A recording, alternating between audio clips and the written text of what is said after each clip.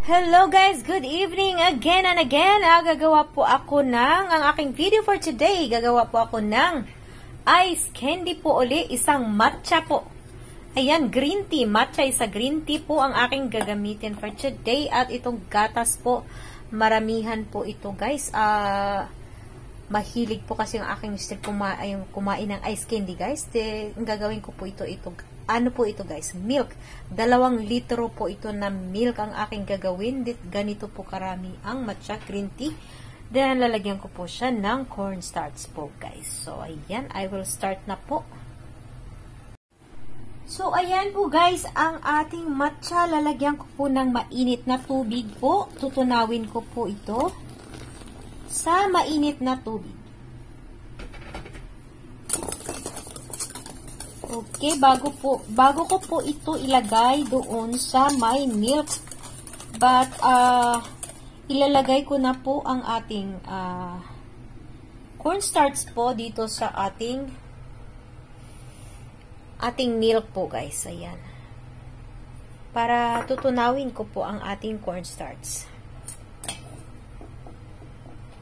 Para po hindi siya magbubuo, ayan po, tutunawin ko po ito muna. So, dito ko na rin po ilagay ang aking tinutunaw po. Tinunaw mo nga pala na green tea. Matcha po yan, guys. Ayan. Tapos, haluin lang po natin. Lumalapot po ito guys. Pag kumulo na po, okay na po siya. Pwede na po nating palamigin bago po natin balutin ng ice bag po. Ice bag or ice candy bag po pala.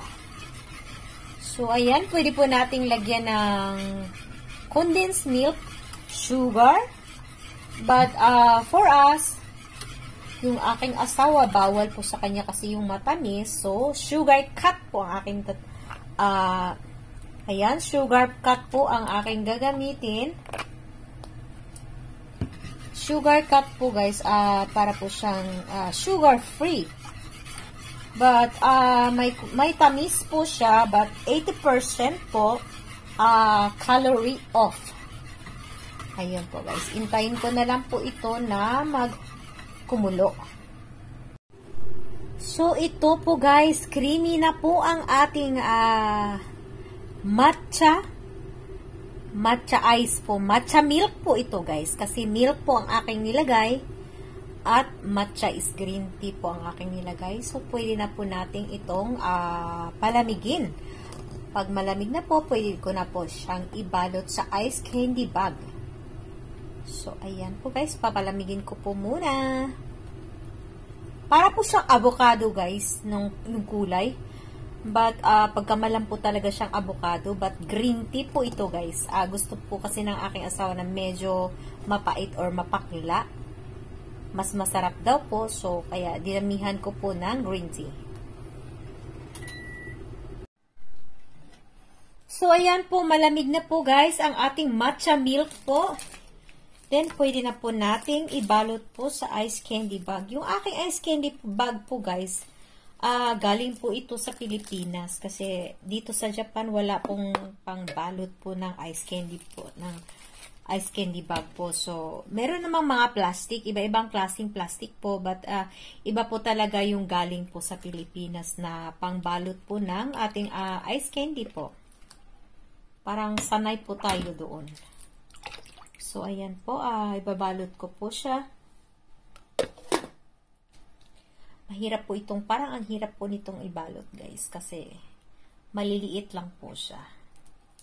Siguro ang ating mga kababayan talagang sanay po itong magbalot po ng ice candy. But, mukhang mahirapan ako dito guys, kasi mukhang maliit lang po ang ating ice candy bag. Slim po, napaka-slim po. Ganito po siya ka-slim guys. Ayan, ganyan po siya ka-slim. Meron pala talagang ganito ka-slim kasi yung dati pong ginamit ko po na ice candy bag, hindi po siya ganito ka-slim. So, siguro yung binili ng aking sister, siguro ganito. Mas maganda po siguro ganito para tipid po talaga. So, yan, gagawa po ako ng, ubusin ko po itong gawin, guys, kasi nagustuhan po ng aking mister na ganito, na ice candy. But, ang gusto po talaga niya, kasi, yung gamit ko po is green tea.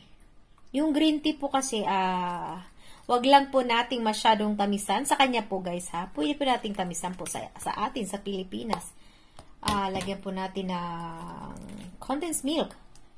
But here, bawal po kasi sa kanya yung matamis masyado, guys. Kaya, ang aking gagamitin po, yung aking ginamit po, guys, yung sugar-free po siya, guys. Pero, bakit po kaya talagang, sugar-free siya, pero matamis siya, guys? Feel mo lang siguro yun na matamis. Pero, matamis po talaga siya. But, sugar-free po siya, guys. Ang aking ginamit. Ang lagi ko pong ginagamit, yung sugar-free po, guys. Yun yung bawal, yung mga ating mga kababayan, yung mga bawal po talaga na po. Bawal po na matatamis. But, 80% daw po, nakalagay po doon sa aking sugar-free, 80% calorie off daw po. So, maganda po sa katawan. So, ganyan, again, magbabalot po tayo ng marami nito, guys. So, tapos na po, guys, ang aking ginawang matcha milk. Ito po, guys, ayan, ganito po kahaba. Ang haba-haba nito, guys, slim. Ang itim ng kamay ko sa pag-fishing. Kaya na extra lang yung kamay ko po, guys. Ayan, ganito po karami ang aking ginawa.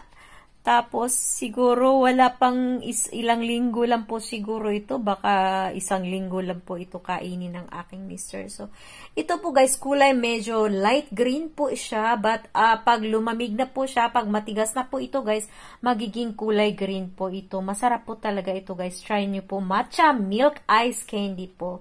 So, yun lang po ang aking vlog for today. Maraming salamat po sa inyong lahat. Bye-bye!